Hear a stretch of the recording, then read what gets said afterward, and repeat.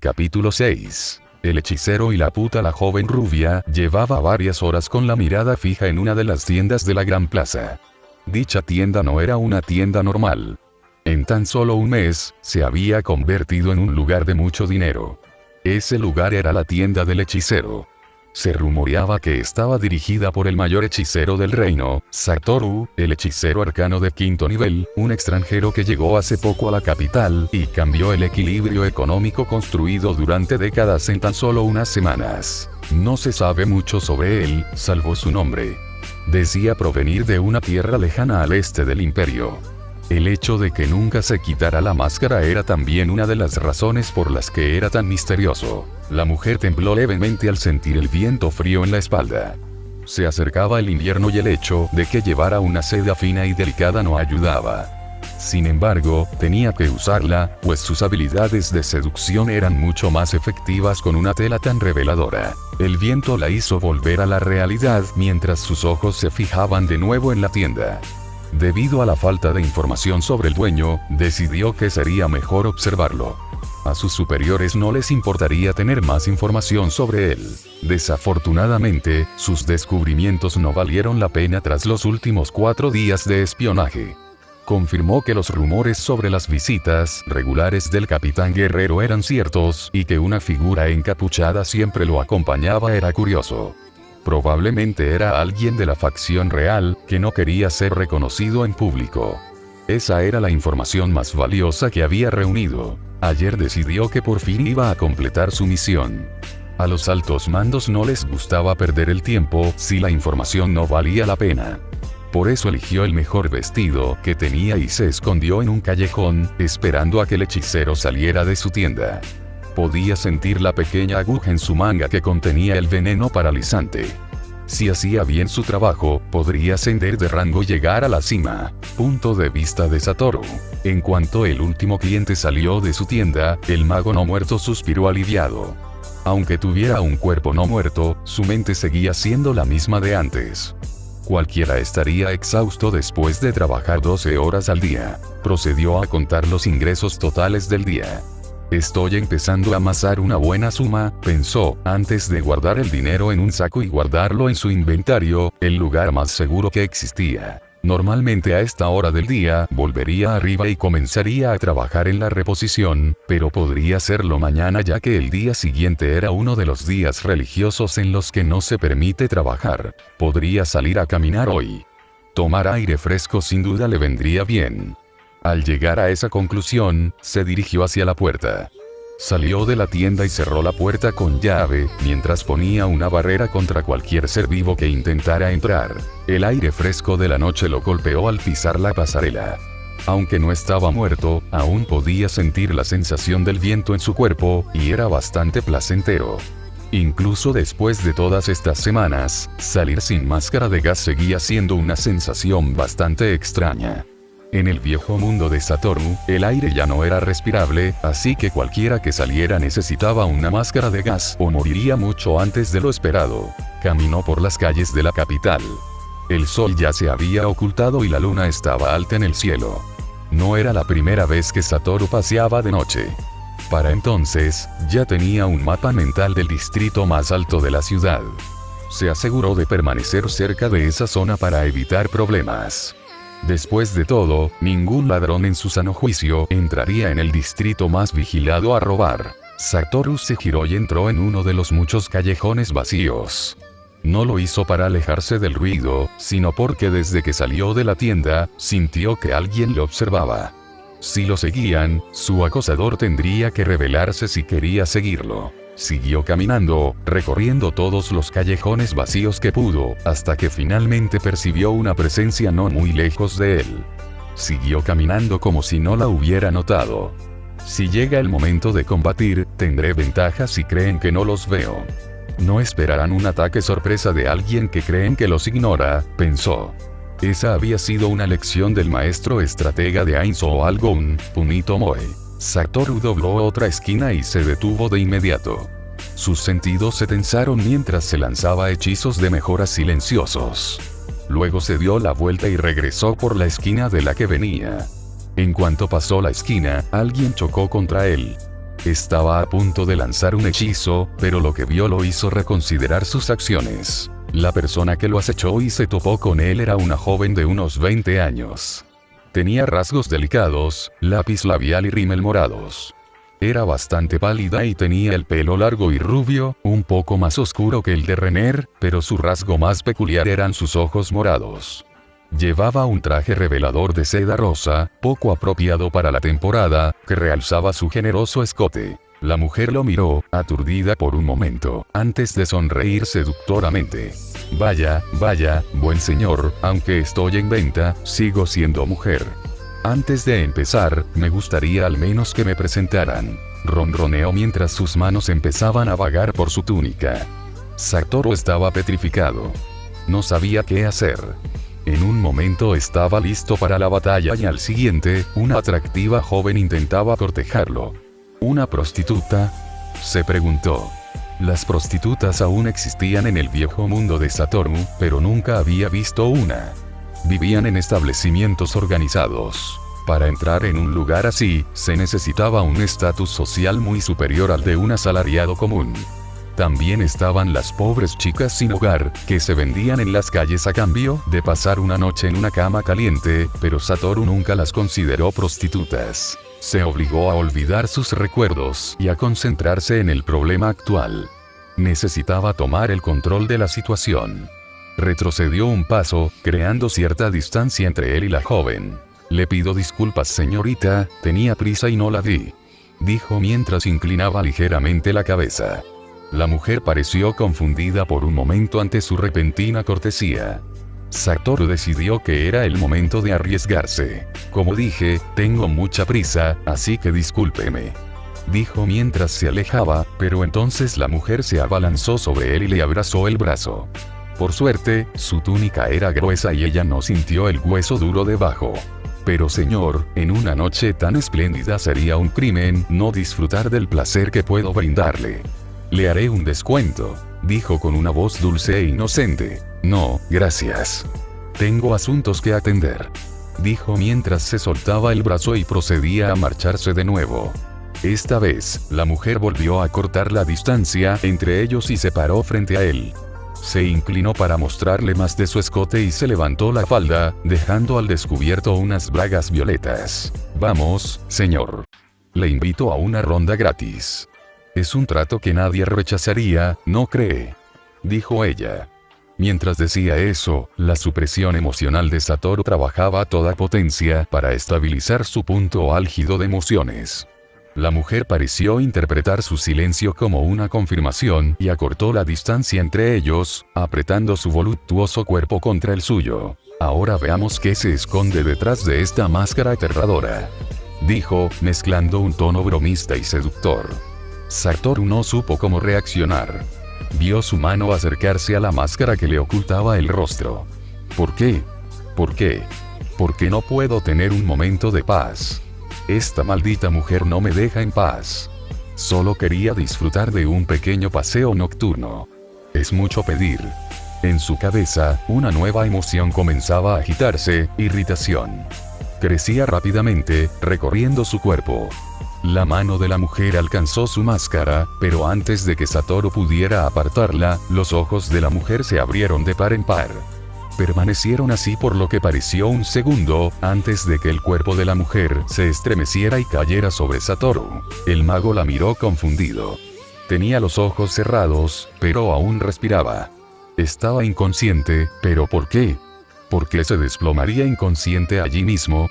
Satoru miró a su alrededor en busca de alguna pista y entonces se dio cuenta de inmediato. Su aura de desesperación estaba activa. Era inconfundible el aura oscura que envolvía su cuerpo. La suprimió de inmediato y el aura desapareció. Se activa automáticamente cada vez que siento una emoción negativa. ¿No se supone que la supresión emocional también la suprime?, se preguntó, pero detuvo ese hilo de pensamiento de inmediato. Tenía asuntos más importantes que atender ahora mismo.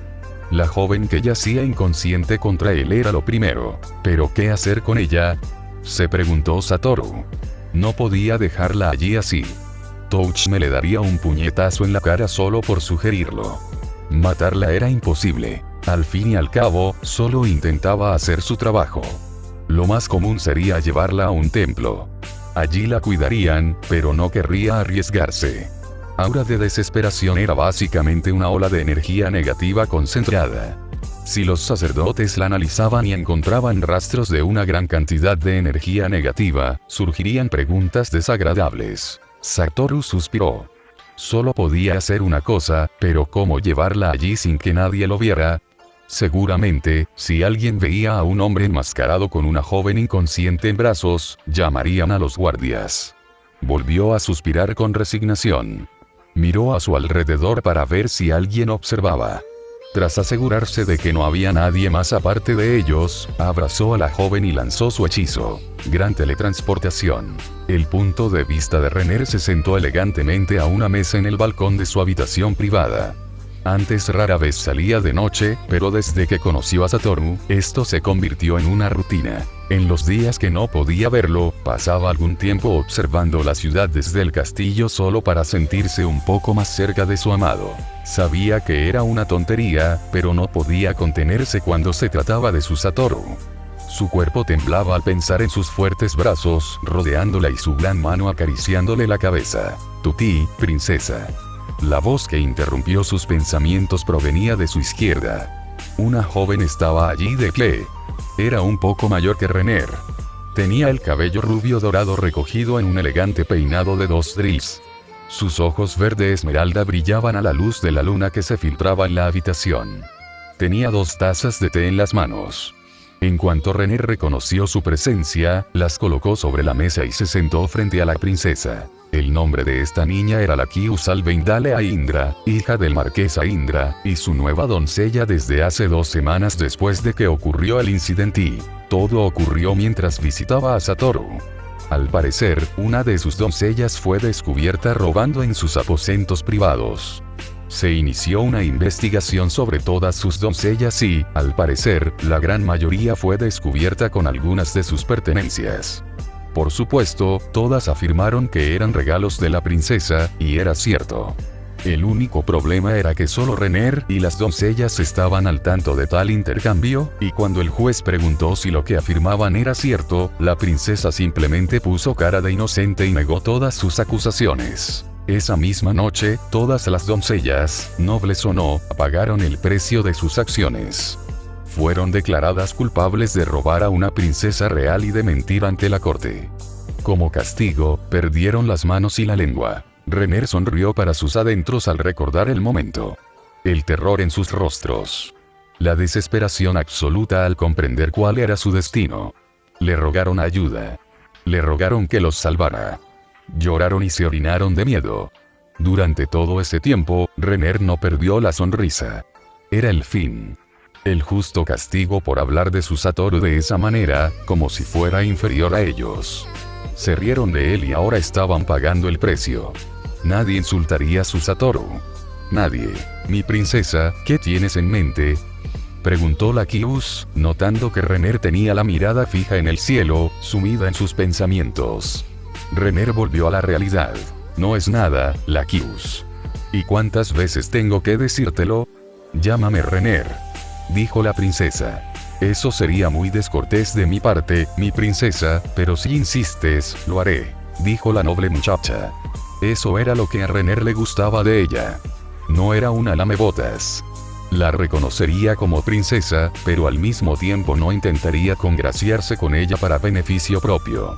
Dime Lakius, ¿te gustan las espadas? Renner preguntó con indiferencia. Los ojos de Lakius se abrieron de par en par, sorprendidos por la pregunta tan casual. Se removió incómoda en su asiento, mirando a cualquier lado menos a la princesa. ¿Por qué esta pregunta, mi princesa? Vi cómo mirabas la nueva espada encantada que trajo ayer el capitán guerrero. No sé por qué te molestas. Para mí, todas parecen trozos de metal unidos. Esas son cosas para hombres. Seguro que no para mujeres. Esto debería funcionar, pensó. Lakius apretó los puños bajo la mesa. Con el debido respeto, princesa, ese fue un equipo fantástico. El platino estaba perfecto y bien afilado. Y ni hablar del encantamiento. Nunca vi un encantamiento tan fuerte que se manifestara en forma de chispas alrededor de la hoja. Hasta un ciego podría distinguir el arte de eso. En cuanto la noble hija comprendió el significado de su arrebato, se tapó la boca con las manos, horrorizada por lo que acababa de decir. Estaba a punto de abrir la boca de nuevo para disculparse y tratar de minimizar el daño, cuando notó la leve sonrisa en el rostro de Renner. Eres una mujer muy peculiar, Laquius, dime, ¿te gustaría conocer a quien creó esa espada? La princesa preguntó mientras sus ojos azul cielo brillaban. El punto de vista de Ilma Cygnaeus despertó en una cama desconocida. No era la primera vez que algo así sucedía, pero sí la primera vez que no recordaba que la había llevado a esa cama desconocida. Intentó recordar lo que había sucedido antes de perder el conocimiento. Uno a uno, los recuerdos comenzaron a regresar a ella y a conectarse entre sí. Recordó su misión: encontrar y capturar al hechicero conocido como Satoru, quien tenía una tienda en la gran plaza. El plan era simple: seducirlo, acercarse a él y usar la aguja venenosa para paralizarlo. Recordó haber estudiado su comportamiento durante unos días antes de ejecutar el plan. Ella lo siguió durante uno de sus escasos paseos. Por alguna razón, empezó a entrar en callejones vacíos. En ese momento, creyó que él percibía que alguien lo seguía. Recordó haberse topado con él mientras intentaba seguirlo. Que la descubrieran no era un problema. Era una prostituta de lujo. Entonces intentó seducirlo, pero él parecía más astuto de lo que esperaba. Incluso parecía ansioso por alejarse de ella. Pero si algo así pudiera detenerla, jamás habría podido ascender en las filas de 8 dedos. Empezó a ser más insistente y susceptible. En todos sus años de experiencia, aprendió que era más fácil convencer a los hombres una vez que sentían el toque de una mujer. Recordó la sorpresa que le causó lo duro que parecía bajo esa túnica. Seguramente parecía corpulento por fuera, pero nunca esperó que tuviera una complexión tan buena. Después de todo, ¿no se suponía que un hechicero entrenaba la mente en lugar del cuerpo? Recordó haber pensado en divertirse con él antes de completar su misión. Solo los 4 dioses sabían lo harta que estaba de esos capullos de nobleza, gordos y con aspecto de cerdo, a los que había tenido que servir incontables veces. Pero esta vez su objetivo era un poderoso hechicero y era mejor no arriesgarse, así que fue a por su máscara. El plan era quitársela y, mientras le acariciaba la cara, pincharlo con la diminuta aguja. Recordó haber sacado la aguja, mientras se acercaba a su rostro, y entonces, el recuerdo se volvió borroso. Recordó miedo, mucho miedo y nada más. Una vez que todo estuvo en orden en su cabeza, Ilma decidió abrir los ojos. Como esperaba, estaba en una habitación desconocida. Era bastante elegante. Incluso tenía una ventana desde la que podía ver la gran plaza. Esto solo confirmó sus teorías sobre dónde se encontraba. Se levantó de la cama. Probablemente fue una mala idea, pero era su única oportunidad. Necesitaba escapar por la ventana, pero sus planes se arruinaron, ya que en cuanto se levantó, se desplomó sobre la cama. Su cuerpo simplemente no podía soportar algo tan simple después de todo lo que había pasado. Ahora sentía náuseas y estaba a punto de vomitar. En ese momento, alguien llamó a la puerta. Ilma intentaba contener el estómago y no se atrevía a abrir la boca por miedo a lo que pudiera salir.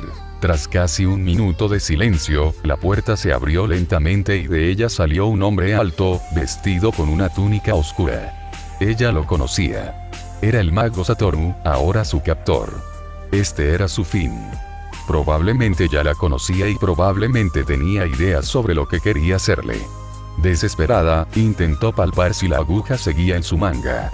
Claro que no. Probablemente cayó en el callejón donde se desmayó. Solo había una razón por la que seguía viva, y esa razón era la información. Probablemente la torturaría hasta que revelara todo lo que sabía y luego la mataría. O tal vez la tomaría como su esclava para su propio placer. Mientras su mente elaboraba todos los posibles resultados, el hombre acortó la distancia entre ellos hasta que estuvo junto a su cama. Con un pequeño gesto de la mano, una silla apareció detrás de él. Ilma tragó saliva al verlo sentarse. Nunca había oído hablar de magia capaz de semejante hazaña. ¿Cómo te sientes? ¿Tienes hambre? Parpadeó un par de veces. Seguramente no se lo esperaba. Se estaba haciendo el tonto. ¿Pero qué lograría con eso? Él ya tenía todas las ventajas, no había nada que ella pudiera hacer para detenerlo. No pensé que el impacto sería tan grande que no podrían hablar. Pensé que a ustedes no les molestaba la violencia. Murmuró para sí mismo. Ella tenía que estar de acuerdo. Ningún agente de 8 dedos se preocuparía por el uso o la presencia de violencia. Ahora pensaba que ella no podía hablar. Esto era malo. Si él pensaba que no valía nada, no tenía por qué perdonarle la vida. Se concentró y usó todas sus fuerzas para abrir la boca. Yo estoy bien. Esas 3 palabras fueron todo lo que logró pronunciar. No pudo ver su reacción debido a la máscara que le cubría el rostro. Ya veo. Te ves pálido. Quizás algo de comer te vendría bien, dijo con su habitual tono grave. Con otro gesto de su mano enguantada, sacó lo que parecía un tazón de sopa caliente y se lo puso en el regazo. En cuanto el dulce aroma llegó a su nariz, las náuseas se transformaron en hambre. Inmediatamente tomó la cuchara con la mano derecha, pero su mano temblorosa no pudo llevarse la sopa a la boca, sin derramar la mayor parte en el tazón. En cuanto el mago notó su problema, le quitó el cuenco del regazo y la cuchara de la mano. Ella parecía desesperada mientras le quitaban la comida. Probablemente parecía un cachorro maltratado en ese momento. El mago usó la cuchara para tomar un poco de sopa y luego la apuntó con la cuchara llena. Aquí tienes, abre la boca. No dejó que lo repitiera y abrió la boca inmediatamente para tomar la cuchara. La sopa caliente fue una bendición para su boca seca. Sintió el delicioso líquido bajar por su garganta y calentar su cuerpo frío y tembloroso. El mago continuó dándole de comer cuchara tras cuchara hasta vaciar el cuenco. Colocó el cuenco y la cuchara en una mesa cercana antes de volver con ella. Ahora estaba más confundida que nunca. ¿Por qué la alimentaría? ¿Por qué no estaba en una celda en lugar de en esta cómoda cama? ¿Cuál era su objetivo con todo esto? Todavía temía a la persona que tenía delante. Presintió que algo andaba mal, pero no lograba entender qué. Ahora que las condiciones son más favorables, creo que sería un buen momento para comenzar nuestra conversación. Lo dijo con tono serio. Ilma no pudo hacer más que asentir. Esta sería la discusión que decidiría su destino y necesitaba darlo todo para asegurar su supervivencia.